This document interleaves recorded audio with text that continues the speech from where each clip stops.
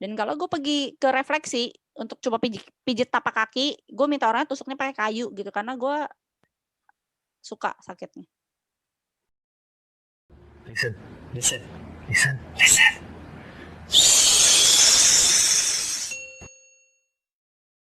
Oke, healthy people, ya balik lagi sama kita setelah iklan tadi ya, gitu. Slotnya masih tersedia available buat para yang mau endorse ke kita. Tangan kita terbuka kok ya, masih usaha. Shameless promotion. Itu tentu. Nah, ya buat yang yang tadi belum nonton, kisahnya Mike, masih ada Mike ya di sini. Wow, yang jelas ini bukan Mike penyanyi ya, bukan Mike juga gitu ya. Masih ada Mike di sini yang lagi sharing sama kita nih tentang kondisi dia saat ini. Kita lagi ngebahas tentang autoimun. Check it out part sebelumnya ya. Nah, teman-teman, Mike udah banyak banget cerita gimana sih gejalanya dia yang saat ini dia alamin dan ataupun waktu dulu yang dialami sama dia gitu ya, sampai akhirnya dia ketemu, oh ya, gue lupus nih gitu ya kemarin tuh. Nah, perlu teman-teman di sini aku kasih masukan dikit ya, bukan masukan sih, kasih pengetahuan nih buat teman-teman biar pinter ya. Dulu catat, ada ntar keluar di ujian. Catat ya. Siap. Iya 12M aja belum hafal 12M. Iya, 12 sama aja dia masih nggak ini, emang itu. Nah, teman-teman, apa yang Mike udah ceritain itu mungkin bisa jadi dialami sama teman-teman, gitu ya. Tapi teman-teman jangan takut. Artinya gini, setelah teman-teman dengar, nonton tentang video ini, ya bukan berarti kayaknya kok gue kayak merasakan hal yang sama gitu ya. Teman-teman boleh cautious ya, maksudnya kita boleh waspada gitu. Tapi jangan panik dan jangan lebay. Maksudnya gini, jangan dirasa-rasa gitu ya. Dirasa-rasa tuh maksudnya kayaknya iya deh. Jangan. Lebih baik teman-teman cek gitu ya. Kalau mau tahu pasti lebih baik teman-teman tuh cek sama-sama konsultasi gitu.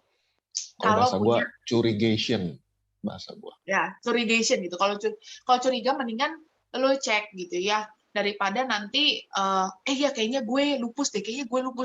Tapi padahal nggak pernah periksa gitu. Cuman ngira-ngira iya, gue sama tuh kayak lu tuh gitu. Tapi nggak pernah mau konsul, ya susah lah. Jangan gitulah ya, gitu ya. Jangan kita menerka-nerka. Harus konsultasi sama dokter, harus juga melakukan pemeriksaan. Gejalanya Mike itu sebenarnya menurut gue pribadi, karena gue juga dokter, itu khas banget gitu ya. Menurut gue itu khas banget. Yang dia nggak ada tuh cuma butterfly rash-nya doang gitu. Sisanya ada gitu ya. Kayak tadi Mike bilang ya, lu ada ngilu itu tapi pindah-pindah gitu. Dan ngilunya hilang timbul. Sekarang ada, terus tiba-tiba udah hilang. Ya paling mungkin berapa menit, terus habis itu ya udah lu biasa lagi gitu.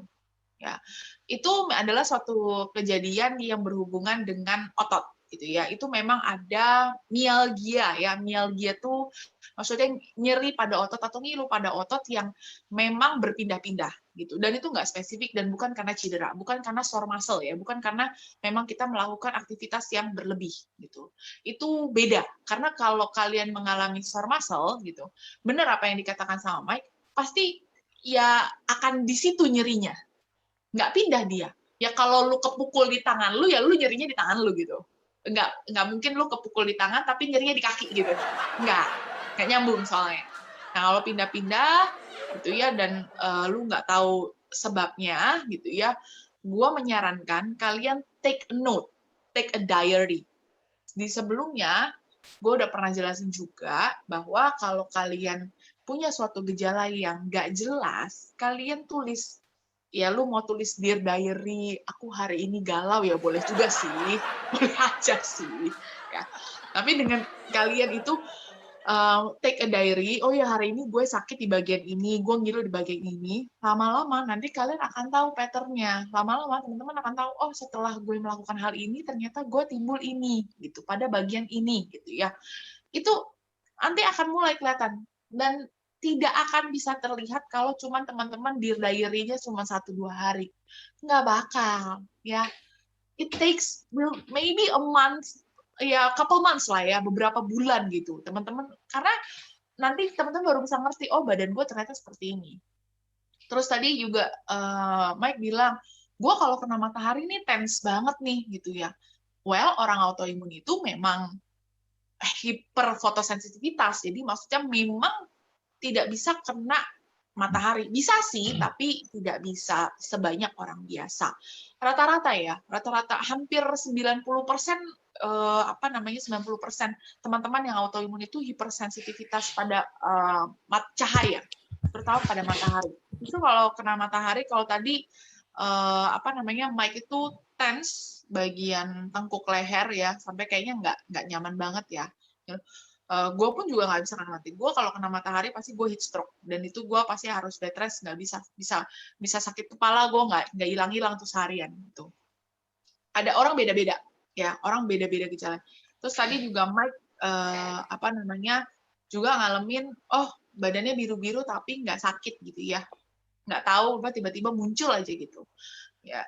Kalau biru itu kan sebenarnya adalah proses karena dia ada pembuluh darah yang biasanya itu pecah gitu ya. Pembuluh darahnya pecah biasanya karena trauma gitu ya. Biasanya kan karena ada benturan, karena ada kena pukulan atau sesuatu gitu ya. Yang jelas trauma, sehingga lu biru. Nanti setelah berapa hari dia akan mulai memudar gitu. Nah, tipikal orang Asia. Nah, ini memang tipikal orang Asia ya. Tipikal orang Asia itu memang banyak yang seperti itu. Meskipun ada beberapa orang yang tidak autoimun pun, ya, kalau Anda jalan aktivitas berlebihan, atau contoh deh, paling sering deh, kalau jalan lama, ada beberapa orang yang kakinya tuh biru. Jalan lama, misalnya lu jalan 10 kilo gitu ya, gue ambil contoh lebay ya, lu jalan 10 kilo, kaki lu biru gitu ya. Karena memang muscle lu muscle lu tuh, lu yang biasanya jarang olahraga, jarang aktivitas, terus dipaksa untuk aktivitasnya lebih. Nah, itu biasanya juga bisa menimbulkan seperti itu. Gitu ya. Dan kebanyakan terjadi pada genetik ya, terjadi pada genetiknya wanita Asia. Gitu. Meskipun mereka tidak autoimun. Tapi pada orang-orang yang autoimun itu terjadinya lebih sering. Gitu ya. Lebih sering karena mereka akan ada beberapa orang yang mengalami gangguan pada pembukuan darahnya. Yes, it is, ada banyak orang seperti itu, terutama teman-teman yang autoimun. Makanya dia nggak sadar tuh, sakit nggak ditohel aja, sakit nggak? Ya enggak, orang ya karena dia tidak trauma gitu, bukan disebabkan karena trauma, jadi dia nggak tahu gitu. Ya, ada banyak hal kayak gitu. Tapi don't worry, be happy gitu ya. Kalau teman-teman menemukan suatu gejala itu, lebih baik kita cek aja dulu, periksakan, konsultasikan. Apa yang teman-teman alami sekarang itu bukan berarti bahwa gue alami ini sekarang terus tapi besok gue mati gitu. Enggak ya, enggak seperti itu gitu. Ya, gue sudah pernah jelaskan juga sebelumnya, autoimun itu basically genetik gitu ya. Basically sih that is in your gene gitu, udah ada di dalam DNA lu gitu ya. Nah, tadi Mike udah bilang, sebelumnya Mike bilang bahwa dia punya alergi obat. Betul ya Mike ya? Ya. Semua orang autoimun basicnya pasti punya alergi. Pasti ada alergi. Jadi itu memang ada. Tapi jangan disalah sangka. Enggak semua orang yang alergi tiba-tiba jadi autoimun. Enggak gitu. Contohnya gue alergi disalahin. Enggak. Ya, lu alergi sama perempuan, makanya lu jomblo. Gue kasih tau apa lu. Ya, tuh ya. Nah, kayak ini Andrew gitu ya, alergi sama cewek gitu kan, ya dia nggak autoimun gitu, dia biasa aja, dia Ini sehat. jangan dipercaya ya, healthy people jangan percaya ya. Ini bukan karena lo alergi sesuatu terus tiba-tiba lo berpikiran bahwa gue alergi terus gue autoimun. Men, enggak gitu. Tapi memang orang yang autoimun ya pasti punya salah satu alergi dulu gitu ya. Terus biasanya pasti dia mempunyai kecenderungan kekurangan vitamin D3 gitu. Itu secara spesifik gitu. Dan betul kekurangan defisiensi tersebut ya memang harus kita penuhi gitu. Dipenuhinya yang biasanya kita dapat dari matahari normal, yang ini kalau teman-teman autoimun memang harus dari asupan. Harus memang dari asupannya. Kenapa? Ya karena karena tubuh kita itu hiperfotosensitivitas. ya. Karena dia nggak bisa friendly ya, nggak light friendly ya, nggak sun friendly, sun friendly, sehingga nggak bisa kita berjemur begitu ya. Apalagi kalau jemur dalam tahap yang lama gitu ya, itu memang 90% of it sulit ya. Dan autoimun itu banyak teman-teman. Kalau memang si Mike ini lupus gitu, tapi selain lupus itu banyak banget. Nggak bisa gue sebutin satu-satu karena nanti jadi kuliah, nanti otak Andrew nggak sanggup untuk nangkepnya. Gitu ya. Kasian, nanti dia udah bengong gitu, terus udah muka udah cengok gitu. Ini orang ngomong apa gitu. Gue nggak akan bengong, gue cuman kayak gitu aja. Ini contoh-contoh yang murid kalau lagi guru ngejelasin tidur ya itu dia gitu. Iya. Terus ntar skripsi tinggal beli terus lulus. Orang kenapa hidup mesti susah? Oh, berarti dia cerita. Oh, jadi gitu, Ndru. Lu lulus begitu, Ndru. Ya kita cukup tahu aja ya teman-teman ya, nggak usah dicontoh lah ya. Gitu. Aduh, gue buka aib sendiri ya, salah ya. Iya, salah gitu. Di depan asdo sama dosen lagi bukanya. Bener, PR-nya itu belum selesai. Nah itu teman-teman ya. Jadi kalau teman-teman itu punya suatu kondisi, punya suatu keluhan, ya, apalagi mungkin keluhannya merasa-rasa, kok kayaknya gitu ya gitu. Coba take a note dulu dan konsultasi dulu gitu. Jangan nerka-nerka karena ini bukan sesuatu yang mudah untuk kita diagnosa. Tadi Mike udah cerita berapa kali dia ke dokter, ya. Terus udah dibilangin dulu sama dokternya dia lebay, ya, demam Google, ya, dibilangin psikosomatis, disuruh ke psikiatri gitu. Ya. Jadi prosesnya tidak mudah gitu. Karena prosesnya tidak mudah sehingga kalian harus, dan gue juga nyaranin kalau misalkan kalian ketemu nih ya, maksudnya kayaknya gue autoimun gitu ya, gue menyarankan kalian cari second opinion. Ya, carilah second opinion supaya teman-teman bisa lebih banyak dapat informasi dan juga bisa dapat pandangan lain gitu, sehingga teman-teman tahu bagaimana cara untuk menghadapinya gitu ya. Sekali lagi autoimun itu bukan ya sangat tidak nyaman sih, nggak nyaman banget lah. Tapi bukan berarti lu kena autoimun hari ini besok lu mati gitu sih. Ya mati tetap aja adanya di tangan Tuhan gitu. Ya, jadi ayo sama-sama bahwa sama-sama waspada tapi nggak lebay gitu ya.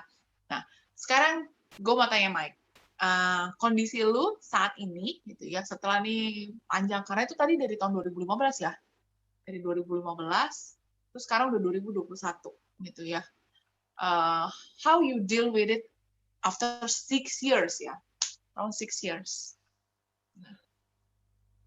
Jujur nih, entah bandel, entah kurang pintar, tapi baru concern dengan badan sendiri.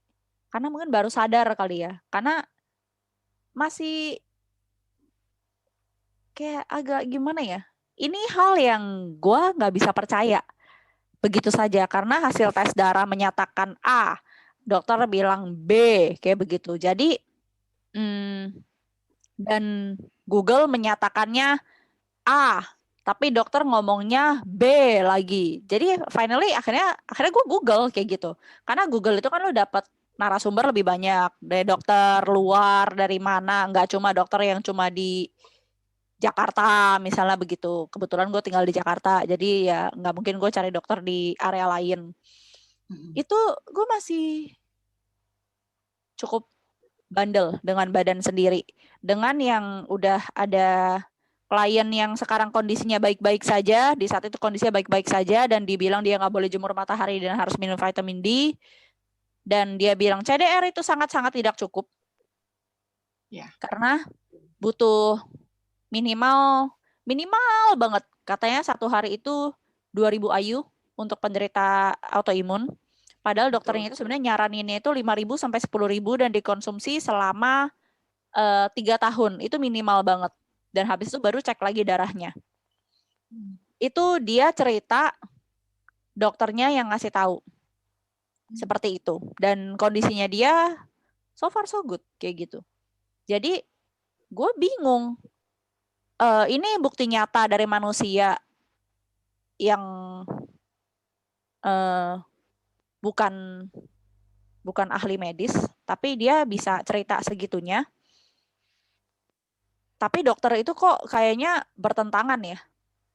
Jadi gue masih kayak mencoba-coba. Habis itu si mantan gue itu punya kenalan dokter keluarga, dia ahli darah. Dan oke, nggak mungkin ke sana itu ngecek darah lagi. Jadi hasil cek darah yang sudah ada dibawa ke dia lihat, terus dia bilang katanya, ini kamu autoimun, lebih tepatnya SLI, dan kamu itu kekurangan vitamin D sangat parah, dia bilang gitu. Oke, terus gimana? Kamu masih nge-gym sekarang? Masih? Gak boleh, kamu mau mati, dia bilang gitu. Kamu tidak boleh melakukan kegiatan apapun. Nyapu pun tidak boleh, ngelap meja pun tidak boleh. What? Ya. Agak aneh sih, jujur. Karena defisiensi vitamin D, kamu tahu gak kalau misalnya kamu makan kalsium sebanyak apapun, tapi tidak ada vitamin D, kalsiumnya tidak bisa menyerap. Jadi tanpa vitamin D itu, kalsium kamu cuma kebuang doang. Jadi tulang kamu itu sangat-sangat keropos. Jadi pekerjaan PT kamu, kalau kamu masih pengen hidup, tinggalin.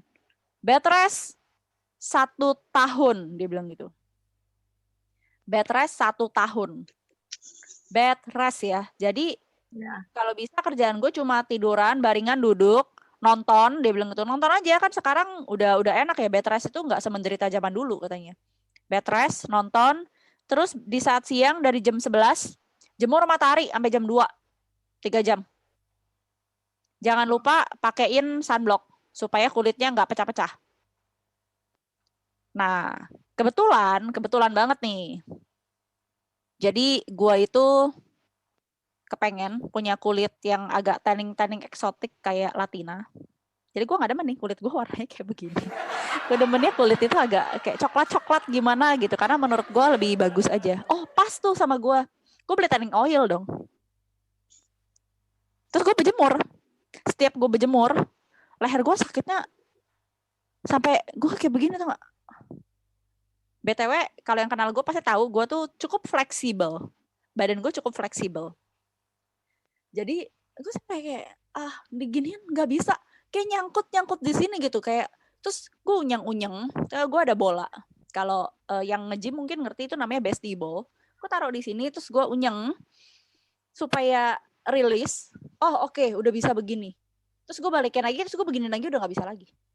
Kayak oke, gue bingung. Terus gue pergi pijat atlet. Jadi pijat atlet itu sama pijat yang enak itu agak beda. Ini pijatnya sakit. Ya mereka pakai entah peralatan apa yang ditusuk-tusuk juga. Jadi ya area yang tense itu ditusuk, area yang tidak tense dibiarkan kayak gitu. Oke, setelah pijat badan enak. Kena matahari, ngenceng lagi semuanya. Tapi satu, cita-cita punya kulit coklat. Kedua, ya si dokternya menyarankan seperti itu. Jadi gue percaya. Dan minum vitamin D. Di saat itu gue disuruh minumnya itu yang 1000, tapi minumnya 3 kali sehari, jadi sehari 3000, diminum selama 1 tahun, dan bed rest selama 1 tahun, habis itu balik lagi untuk cek darah, bagaimana kondisi gue. Kayak begitu, oke. Gue nurut, karena dokter yang itu dokter keluarga, dan dia bilang karena dia tidak perlu ngecek gue gimana-gimana, dan gak ngasih gue obat, jadi free. Karena free sama dia, jadi gue pas itu agak percaya sama dia gitu. Oh nih orang karena nggak take apa-apa, jadi ya harusnya dia ya jujur lah kayak gitu ya kan. Apalagi dokter keluarganya si mantan gue itu. Terus gue jemur matahari. Dan gue merasa kondisi gue semakin parah. Habis itu setelah gue bed rest selama 8 bulan, gue gak betah. Gue gak betah. Jadi kayak, aduh gak bisa nih. Terus gue pengen kayak ngepeletak badan begini-begini, tapi kayak takut. Oke, gue stretching yang ringan-ringan aja gitu. Jadi ya gerakan yoga simple-simple. Gue coba lakuin. Oh iya, oke. Tapi tense, satu badan tuh tense. Nggak tahu kenapa, terutama di bagian tengkuk sini. Karena tiap hari masih jemur matahari. Setelah 8 bulan, gue nggak betah di rumah dan gue memutuskan untuk gue cari kerja. Yang jam kerjanya tidak sepanjang itu. Oke, terus setelah gue kerja, itu pun gue masih jemur matahari. Karena sendiri masih berasa, 3 dokter suruh gue jemur matahari. Terus udah itu Google bilang nggak boleh. Terus si mantan klien gue itu juga bilang nggak boleh. Tapi 3 dokter suruhnya jemur matahari. Dan dari jam 11 sampai jam 2, lo pikir deh jemurnya kayak gimana. Gue sampai jemur sampai ketiduran tuh gak sih? Tengkurap, entar balik sini, balik situ. Jadi kebetulan tinggal di apartemen. Nah di bawah itu ada area kolam renang. Nah itu yang kena matahari banget. Nah bisa orang pada nggak mau tuh karena orang Indonesia takut matahari. Nah gue di sana tuh, kayak gitu. Pakai tanning oil dengan Enggak ya. PD-nya. Orang Nah, Indonesia berasa bule. orang Indonesia nggak suka, nggak benci matahari, justru malah suka loh, karena banyak diskon. Anda salah. Promosi. Beli 2 gratis 1. Tapi Jangan harganya lupa. emang harga 3 sih. Luar biasa Kokoy. Bener. Oke, lanjut Mike. Terus Tadi mungkin ada yang mau nanya. Mungkin ada yang mau nanya setelah kejadian ini bagaimana? Oh iya dong. Jadi sampai kapan? Maksudnya sampai di titik, apakah sekarang lu masih jemur matahari sampai saat ini ya? Sampai Atau saat kapan? ini udah enggak. Udah enggak. Sampai Kapan lu?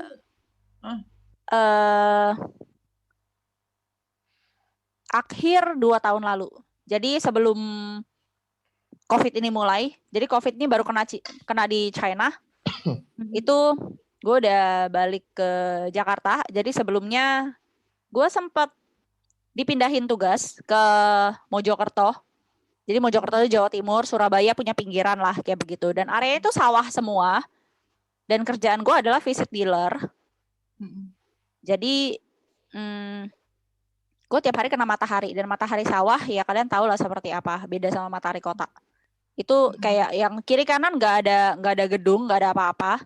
Memang bebas polusi areanya. Dan gue pikir gue bisa hidup lebih sehat di sana. Gue pikir. Jadi gue banyak kayak gue pikir kayak gitu.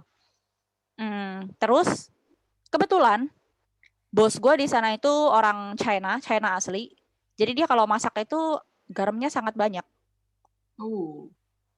Dimana orang lupus itu tidak boleh makan garam, harus menghindari garam. Dan iya. Dan garlic, bawang putih. Sedangkan orang China tuh masak tuh selalu pakai 2 bahan itu. Dan setelah gue berasa kayak badan gue makin sakit, makin parah. Terus belakangan itu lebih gimana ya? Lebih sensitif tentang apapun. Gue kena matahari biasanya lebih ke, udahlah pergi pijat aja lah, nggak apa-apa kayak gitu. Ini jadi semakin parah sampai vertigo, nggak bisa bangun, masuk rumah sakit. Dan pas waktu masuk rumah sakit ya nggak bilang kalau misalnya gue punya SLI kayak gitu. Terus memang terdeteknya itu DBD tipes. Jadi habis itu ada dokter yang pas waktu periksa gue, dia ngeliat punggung gue ada biru karena gue nggak tahu punggung gue biru. Dia bilang katanya, terus pas waktu gini, terus dia pakein apa sih ini namanya stetoskop. Nah, stetoskopnya itu di area yang biru, dituk begitu dan gue kayak diem aja gitu. Oh ya BTW, gue punya riwayat asma di saat gue SD. Jadi gue posisinya tidak tiduran, gue duduk dan dia cuma begininya itu di area punggung kayak gitu. Dan pas ditutup begitu, ditutup pakai tangan akhirnya. Sakit gak? Enggak. Terus dia langsung nanya, kamu sebelumnya pernah periksa hormon? Terus gue bohong. Enggak, gue bilang. Kenapa dok? Saya saranin kamu periksa hormon deh. Dan langsung arahinnya ke Ana. Dia bilang gitu. Saya bilang, kenapa dok? Terus dia bilang soalnya ya saya nggak mau menerka-nerka, cuma ini mirip. Cuma ya saya kasih tahu aja tesnya lumayan mahal. Mau dijalanin boleh, tidak mau boleh. Terus akhirnya gue ngaku ke itu dokter. Jadi sebenarnya dok, hasil tes darah saya lupus. Udah pernah tes. Oke, pas waktu dia lihat kayak begitu, dia bilang sama gue, selama ini ada makan obat apa? Pakai steroid atau enggak? Terus gue bilang enggak pakai apa-apa, cuma minum vitamin D. Dan vitamin D terakhir itu sebenarnya gue udah kurangin karena gue ngerasa gue udah consume itu around 3 years.